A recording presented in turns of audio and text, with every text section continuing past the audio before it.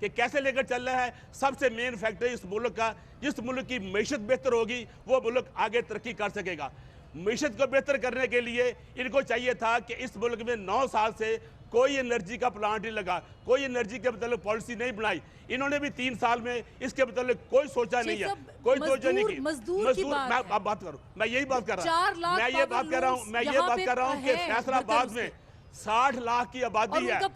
फैसलाबाद में 60 लाख की आबादी है, जिसमें तकरीबन 70% हमारा मजदूर लेबर, हम मजदूर यहाँ पर काम करता है। इंडस्ट्री चलती थी इसके नाम पे, और जितनी इंडस्ट्री लगी थी सारी इसी के बराबर लगी थी। मगर आज इंडस्ट्री का पहिया बंद है। आज बेचारे जो मालिक है वो भी सड़कों पे आ गए हैं, मजदूरों के साथ हाथ में हाथ डालकर खड़े हो रहे हैं, जिनका काम नहीं चल रहा है वो कहाँ से लाए पैसे। इनकी रोटी, ये जो इनकी तनख्वाहें मिलती हैं, इतनी महंगाई हो गई है, ये बेचारे वो कैसे काम करेंगे, बच्चों का पेट कैसे पालेंगे, उस बच्चों की तालीम कैसे देंगे, सेहत कैसे करेंगे। 7,000 योमिया रखी गई थी, लेजिस्लेशन हुई और कम से कम जो तनख्वाह थी वो मजदूर की 7,000, उसके ऊपर तो अभी तक अमल दरामद नहीं हुआ। क्या आपने आवाज उठाई उसके लिए? वही मैं कह रहा हूँ, हमने तो इसके बहुत आवाज, हम कहते हैं 7,000 भी थोड़ी है। जो इस वक्त हालात हो गए हैं, जितनी महंगाई हो गई है, 100 रुपए लीटर डीजल हो गया, पेट्रोल हो गया, ये कहाँ पर जाएंगे मजदूर बेचारी। हमारी आगे चलने के लिए कोई काम नहीं है, मस्जिद को आगे लेकर जा रहे हैं, महंगाई पे ऊपर महंगाई करते जा रहे हैं, तो ये मजदूर कहाँ से जाकर रोटी खाएंगे। यहाँ तो हम लोगों से बात करेंगे। एक बात आपको बताऊंगा, फैसलाबाद हमारा काम एंड क्वाइट शहर था, इसमें पिछले 3 साल से यहाँ पर क्राइम रेट बढ़ता जा रहा है, इसी बराबर ये काम हो रहा है। सही, बहुत ये अच्छा सवाल है, ये बाद में उठाएंगे। लेकिन बाजवा साहब, मैं क्विकली आपसे ब्रेक से लेने से पहले आपसे बात करना चाहती हूँ। पाकिस्तान पीपल्स पार्टी का नारा है रोटी, कपड़ा और मकान। हम हमेशा जब भी यहाँ पे आते हैं, क्योंकि ये शहर ऐसा है, अभी भी जितने लोग बैठे ये सारे मजदूर हैं, ये सारे छोटे ताजिर हैं या मजदूर हैं जो यहाँ पे मेहनत कश हैं। आपकी हुकूमत का नारा, पॉलिसियाँ आपने बनाई हैं, पॉलिसीज़ आप बना रहे हैं, लेकिन इम्प्लीमेंटेशन नहीं है। 7,000 जो माहाना आमदनी की बात की थी मिनिमम, उसके ऊपर अभी तक अमल दरामद क्यों नहीं हो सका? मैंने किसानों के लिए 1990 में ख्वाजा साहब जानते हैं कि जेलें काटी थी गन्ने के रेट के लिए, और 22 दिन मैं जेल में रहा था, और बाप मेरा MNA था, उस वक्त जेल में रहा था। इसलिए मैं जानता हूं कि किसान की और मज़दूर की पोजीशन क्या है, क्योंकि मैं खुद मट्टी में पैदा हुआ और मट्टी में आज भी मेरा कोई मिल मालिक नहीं हूँ, मैं एक काश्तकार हूँ। गवर्नमेंट की पॉलिसियों की अगर आप बात करते हैं तो मैं समझता हूँ कि मुझे फ़ख्र है कि मैं जिस जमात से तल्लक रखता हूँ उसने मज़दूर के लिए भी पॉलिसी बनाई है, उसने किसान के लिए भी पॉलिसी बनाई है। मैं आज दावे से ये बात कह सकता हूँ कि अगर हमारे सनतकार सिर्फ इस हमारे मज़दूर का सोशल सिक्योरिटी, बात सुने मेरे भाई, उनको बात सुने, जी बात सुने बुजुर्गों, मेरी बात सुनो। इसलिए मैं कह रहा हूँ कि अमल जब बात करूँगा फिर करना बात, मैं इसलिए ये बात कर रहा हूँ। बात करने दें।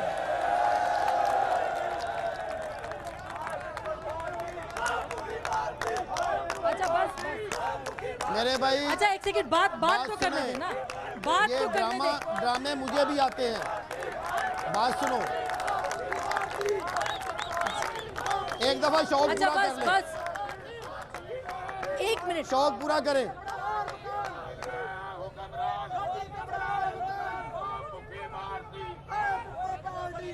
अच्छा एक सेकंड बाजवा साहब, अच्छा ठीक है, ये बात कर रहा था, सारे आपके वोटर्स भी मेरे वोटर भाई हैं, इनको हक है बात करने का, हम सुनने के लिए बैठे हुए हैं, इसलिए हमें कोई दुख नहीं है।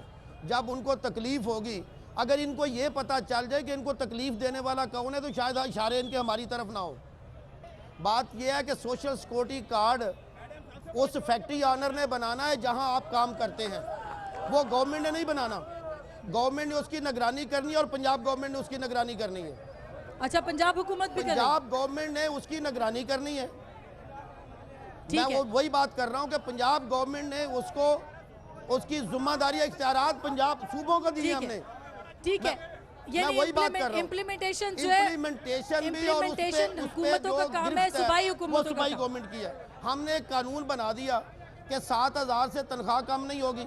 अब आप मुझे बताएं, ये मेरे भाई बैठे हैं, लूमों के मजदूर भी होंगे यहाँ। अच्छा, मेरा ख्याल है इनसे बाजों से बात ही सिर्फ एक बात इनसे पूछ लूं, ये जितने बैठे हैं कि क्या आज इनको मंथली तनख्वाह मिलती है या मीटर चलने पर तनख्वाह मिलती है?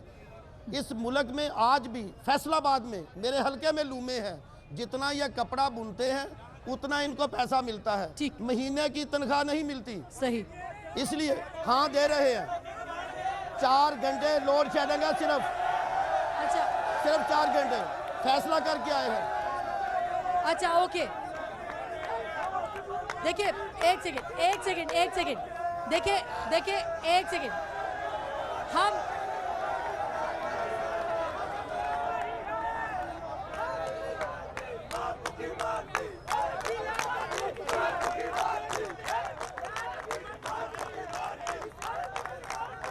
माइक दें बस।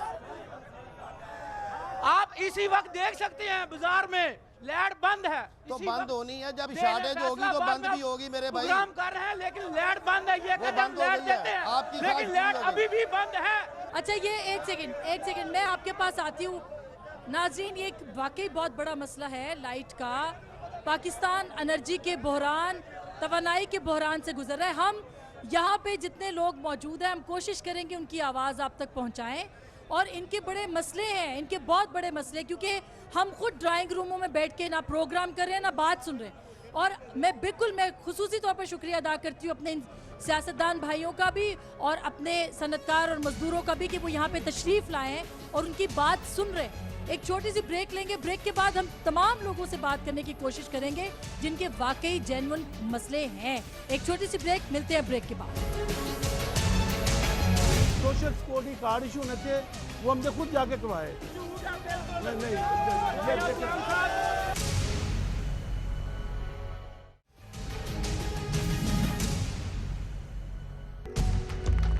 वेलकम बैक नाज़रीन, एक बार फिर आपको खुशामदीद कहते हैं। चूँकि फैसलाबाद में मज़दूरों से बात कर रहे हैं, जो मज़दूर तबका है उसकी गुजारिशात और उसकी जो मुसीबतें और तकलीफ़ें वो आप तक पहुँचा रहे हैं। जाहिर है कि पाकिस्तान की हुकूमतें, पाकिस्तान की पॉलिटिकल पार्टी सारी रिस्पॉन्सिबल हैं। जमहूरियत के अंदर ये सबसे बड़ी खूबी है कि उसके नुमाइंदे बराह रास्त अपनी आवाम को जवाबदेह होते हैं। और हमें फ़ख्र है कि हम एक जमहूरी मुल्क हैं, जमहूरी मुआशरा है, और हमारी हुकूमत और हमारी, चाहे वो PMLN की हो, पीपल्स पार्टी की हो, वो आवाम की बात सुनती है। बहरहाल हम चूँकि आवाम से बात करने जा रहे हैं, इसलिए ये तमीद बांधना भी ज़रूरी थी।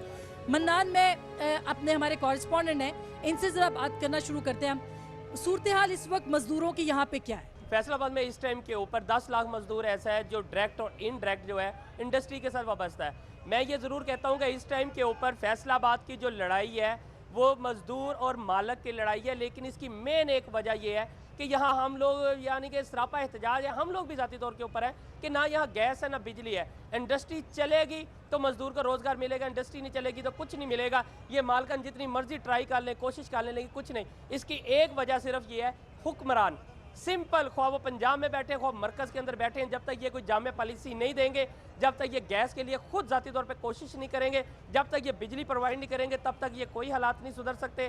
फैसलाबाद में आज भी गैस बंद है, अब से थोड़ी देर के बाद बिजली बंद है, 20-20 घंटे की लोड शेडिंग, इसका कोई किसी किस्म का सद्देबाब नहीं हो सकता है। तकरीबन अंदाज़न कितने मजदूर हैं जो कि बेरोजगार हो चुके हैं गुज़िश्ता 3-4 सालों में? अब तक कम से कम मेरे अंदाजे के मतलब 1.5 से 2 लाख मजदूर बेरोजगार हो चुके हैं। 80% जराइम बढ़ चुका हुआ है। ये वो लोग हैं आज गले के अंदर रोटी डाल के फिरते हैं, कल को इन लोगों ने पिस्टल लेके फिरना है। कल यही लोगों ने जिन्होंने लोगों को लूट रहे होना है और लूट रहे हैं। लादादार जगहों के ऊपर सनतकार लूटे जा रहे हैं, घर में आम रूटीन के अंदर लूटे। ये जराइम कहाँ से हो रहा है? यही भूखे लोग हैं जब अपने बच्चों के पास जाते हैं, उनके पास रोजगार नहीं है, दूध नहीं है, रोटी नहीं है, जो वो तड़पते हैं। फिर यही लोग हैं जो उस टाइम के ऊपर जराइम करने के मजबूर हो जाते हैं। इम्प्लीमेंटेशन थी 7,000 रुपए की, वो भी हम पिछली दफा भी आए थे, ये मसला मियाँ साहब ने भी उठाया था और मजदूरों ने भी, उसके ऊपर भी अमल दरामद अभी तक नहीं हुआ। उसकी एक मेन वजह यह है कि ब्लैक मेल होते हैं ये मजदूर, उसके मेन एक वजह है सनत कम रह गई है, इंडस्ट्री चल नहीं रही है, 50% से ज़्यादा इंडस्ट्री मुकम्मल बंद है। जब एक आदमी पहले रोजगार ज्यादा होता था, मजदूर कम होता था,